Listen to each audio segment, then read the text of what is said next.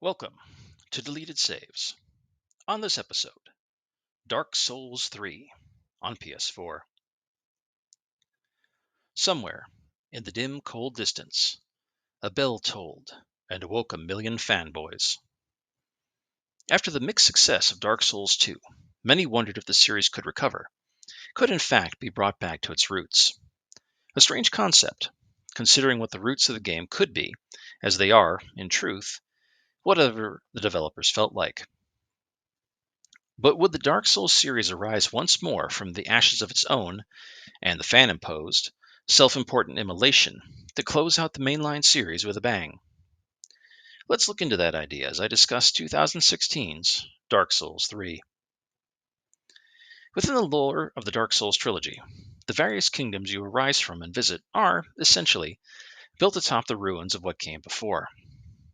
In the first game, your undead champion crossed the decaying ruins of Lordran, from its bleak depths to the heights of its city of gods, to the cradle where the god Lord Gwyn turned himself into kindling to keep the Age of Fire going a bit longer, in fear of the Age of Dark, which would, arguably, end the Age of the Gods and begin the Age of Humanity. In Dark Souls 2, the undead curse-bearer crossed the kingdom of Drang Lake, a nation built atop the ruins of Lordran. Maybe, anyway, it's just implied. Centuries, maybe even eons, after the first game. Why do I have to be so cagey about the timeline? Because in the lore of the games, time is slippery, and your hero is just one among many, many potential timelines. By which I mean that each individual copy of the game played by the players worldwide is its own timeline, and just by you playing the game, you are only telling one possible story or outcome. Anyway, your hero in DS2 is trying to take the mantle of the new Age of Fire from a dead king who failed to do his heroic duty and link the fire, the same fire as in the first game, and keep that Age of Fire going. You can choose not to, but since I am talking about the third game, you can guess the canon ending was your character keeping the slow rot going. And now we come to Lothric, a nation even further down the road in time, where the decay is at the point that it is utterly unstoppable and beyond reversing. You are called the Ashen One in this time, the utter dregs of the undead, literally upheaved from your stone casket as ashy sludge, because there is no one else to call on. You were a loser in Undeath, but now the powers that be are so fucking desperate, they are willing to revive you. You aren't even supposed to be here today, but here you are. Your job isn't even to keep the Age of Fire going, but to hunt down several former would-be champions who took the throne in ages past, but for various reasons abdicated their power and position because they didn't want to immolate themselves for the glory of a dead god king. Then slay them, and bring their souls back to their thrones to finally do their duty and burn for the old gods. At least that's the bullshit line you're given at the beginning of the game by a whole pack of liars and weirdos who are there to quote-unquote guide you on your quest. To remind the player that your character is the lowest of the low, you start out in a cemetery, right next to your own coffin, slaying ghouls while learning the basics of rolling, backstabbing, casting magic if you have it, and sucking down your refillable jug of orange juice when you get badly hurt enough. The cemetery is on an overlook, and like the games that came before it, you can get an estimation of where you'll be going throughout the game by looking over that edge. You will then fight your first boss, a dude in armor. The same issue with most of the bosses in Dark Souls 2 who were a dude in armor, who you will have to pull a spear out of to wake up. After a few solid hits, the Steve Reeves knockoff will suddenly explode into a humongous tar-like Tyrannosaurus Rex on human legs. That you must once again utilize the time-honored tactic of stabbing in the ass cheeks against to kill it once and for all, and then progress forward. From there you will reach the fabled Firelink Shrine, the same one from the first game, but it is now an ash heap with 5 thrones built into it, almost like the bowl of a gladiatorial arena. And it is to these thrones that you must return the wayward powerful souls. However, one of them is already there, waiting for his fellows to return, and will offer you advice on where to find his confederacy of lords and maybe how to kill them. You will also meet a few familiar faces, such as the blacksmith from the first game and one of the old wise women from the second game, who will sell you crap and fix your broken gear. There is also a new firekeeper, who is a mix of Fire Shrine Guardian from the second game and the wax occluded maiden from Demon's Souls, who will give you the means to level up and offer advice. From here, you'll be teleporting to your first destination from the series' traditional bonfire checkpoint, the ramparts of a fortified city. From here, you will have some small freedom as to where you can go, being able to wander the city looking for treasure and things will absolutely thrash you at any given moment, until you meet the next boss, a bestial frost guardian, kill it, and move to a village outskirts. This is where the progress of the game will be, being able to move within a given battle map that is a zone all of itself. But the chained landscape is much more linear, with progress to the next area locked until you can kill the boss monster of the current area, each boss being just another guardian roadblock on the way to finding the missing lords. You'll cross forest and dell, flooded ruins after poison swamp, complicated fortifications, cathedral cities, a forever night city of graceful dancers, the cemetery of your own unholy rebirth in the dark, and other landscapes, both beautiful and horrifying, familiar and unfamiliar, until you fight it out with the Soul of Cinder, the incarnation of the first flame, and all who have linked the fire before you, something even more powerful than Gwyn, the god who started this whole mess, in a blighted landscape of perpetual sunset and ash mountains.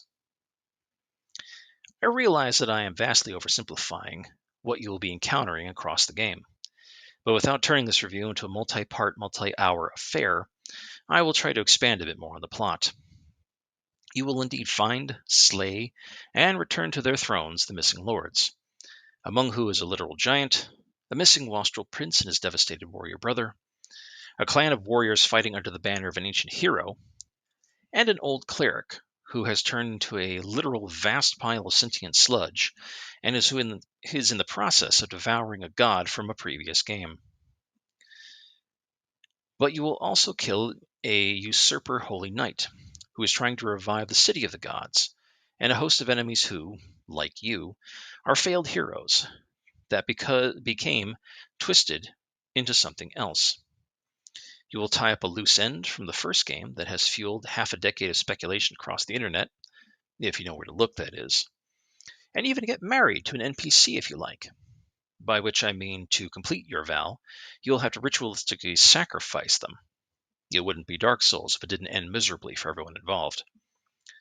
And along the way, you can discover one of 4 endings, one of which is obvious, and the other 3 need to be hunted for, in which you could just be fulfilling your duty that you received upon your resurrection, or you can become an utter bastard, but never a hero.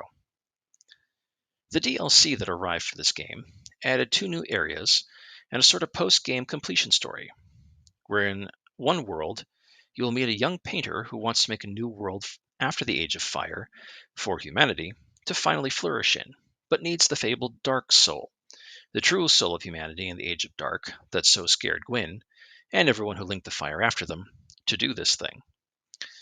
She has sent forth a slave knight to retrieve this, and you will meet this person midway through the base game, and he will invite you to meet his lady, meaning you can access the DLC if you have it earlier in the game, but to be honest, this is not recommended until you are much more powerful. In the end of the quest into the painter's world, you will set the whole thing on literal fire, for which he thanks you, and by the end of the dangerous second DLC, you will be the one who has to retrieve the Dark Soul, as the slave knight will have been found wanting in his duties and be corrupted by the power of said soul. And this slave knight, as he is called, becomes the true final boss of the whole game. You'll return the soul to the painter, and that's it. Job done, and all that. Dark Souls 3 began to be developed in 2013 and was helmed by the man who made the series famous, Hidetaka Miyazaki, after he was not involved in the development of Dark Souls 2. It was developed alongside Bloodborne, a game I have talked about previously on this show, and a game who Miyazaki went on record to say that the limitations thereof made him want to return to the Souls series. And I can say the fact that Dark Souls 3 benefited from Bloodborne's aesthetic and focus on speed and aggression over hiding behind a shield and turning turtle is on display here. Dark Souls 3 is far more fluid than the games before it, focused on more being able to move faster and have faster reflexes, in combination with sitting behind a wall of steel to stop incoming blows. Is it as fast as games now, which benefit from more powerful processors or newer programming techniques? Obviously not. Hell, the 2016 reboot of Doom was way faster than Dark Souls 3 even in the same year, literally sliding around in its combat like greased shits. But the days of slowly plodding along like you are a medieval fantasy character who has lead boots are over. Dark Souls 3 would also be, as of the time of this recording anyway, the definitive end of the Dark Souls trilogy, with its wrapped up plot lines and unambiguous allusions to finally having done what your character in the first game could not: stop the narcissistic and greedy actions of a mad god, and stop linking the goddamn fire once and for all. Was it because this was a good place to finally stop? Or was it because the team already wanted to go on to other types of stories and settings, like the games Sekiro or Elden Ring that came in the immediate years after? Well, does it really matter? We already know fans have been asking for Dark Souls 4, but all stories must come to an end, and From Software is not obliged to follow the American media dictate of endless sequels to a successful formula to keep the money rolling in to the investors long after the fans have lost interest and it stops being anything of quality. Critical reception for Dark Souls 3 sits at mostly positive reviews, with overall high 80s on outlets like Metacritic and most aggregate reviews sites, with the occasional complaint that the game held no surprises and was not the same novelty of the first game. Well, no shit, morons. The linear map design, which FromSoft has kinda done before, so what were you expecting, fools? Technical issues and Bandai Namco's handling of the Western launch of the game, which I have no fucking idea what they are complaining about, because by the time I got to the game, it was fine. But then again, I don't often get a game at launch, but instead much later, because I don't have that kind of time or budget for titles at launch, and the complaints I have about games do not often match the collective unconsciousness of gamers and the companies that exist solely to review them and the industry. Of course, I also don't have endless unthinking praise for games and people in the development of them that gamers and the reviewers industry constantly and consistently fawn over like children, but that is a separate issue I've already talked to death. I mean, it's not like other companies haven't used the same mechanics for decades, over and over. Just look at Bethesda Game Studios. The problem is, this sort of bullshit dance we all do in the review of games will not change because humans get surprisingly set in their ways quickly about the privileged entertainment properties we all play. Unfortunately, the Souls series is one of those games in the gaming world where people are in a love-hate relationship with it.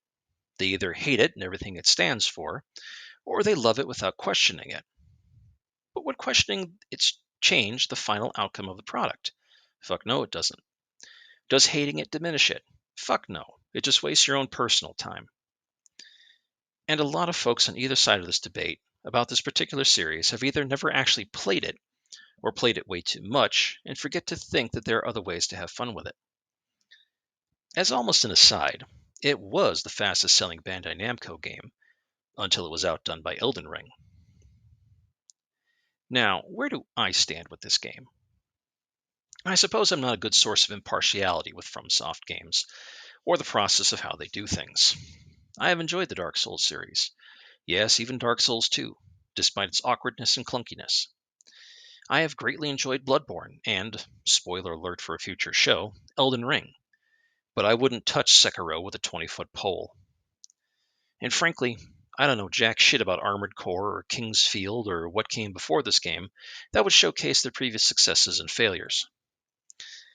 I liked how Dark Souls 3 played and the story it told, enough to replay it more than once, and enough to have my same issue I've had with the whole series of games before it, where I keep starting over with new characters, builds, as I learned more about the game, and gain new toys in the game that I couldn't use with the powers and stats that I had currently, and had to make all new builds just to try out new stuff. I personally don't see this as a problem. I see this as a way to enjoy the game in all new ways and replay it, which is the point of a game you like, finding new ways to have fun with it once the initial shine is worn off. Dark Souls 3 was, to me, the apex of the series, and a wonderful send-off for this trilogy of dark fantasy titles.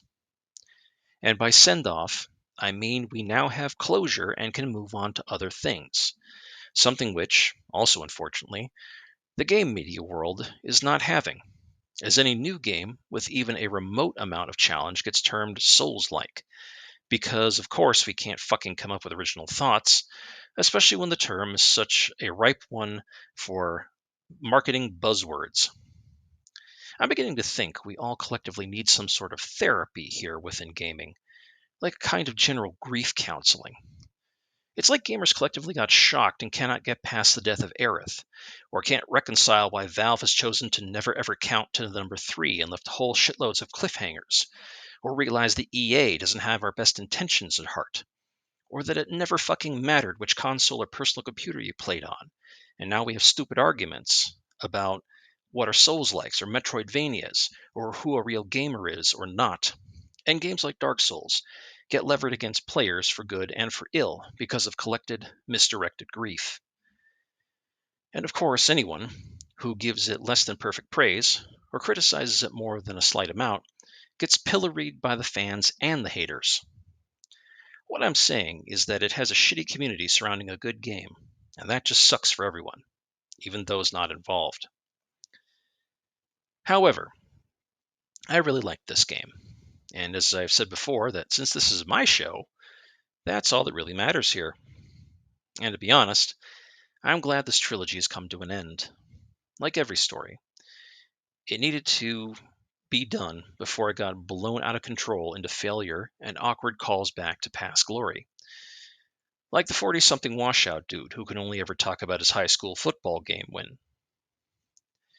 It was a great conclusion, full of improvements and escalations, and completion to long-held suppositions about the world and the overall setting. Maybe not the best implemented compared to another game that came out years afterwards that you, yes, you listening out there, liked better or only existed in the happy sunshine asylum in your own head, or even other games that I liked. But it is a worthy title and a good one to have in a game collection. But the best part is, as I have already said and will say again, that it is concluded.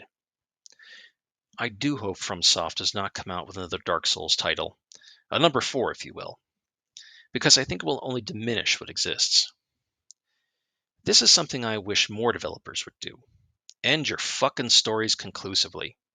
Don't sequel bait, don't leave cliffhangers, but also don't keep making endless sequels, even if they are in an quote unquote same universe and are technically unrelated. Yeah, I know. Y'all love money and you got into this to make money. But by not concluding things and moving on, you just look like clowns. Perhaps this is our biggest lesson here. Moving on. Accepting that the world changes, things end, and we move on, no matter how long it takes. We have to, or there can be no growth. That by perpetuating stereotypes and industry buzzwords, we do not allow ourselves to move on to new experiences and new ways of thinking about games and those who play them. We cannot accept a new world, a new way, by clinging desperately to what came before.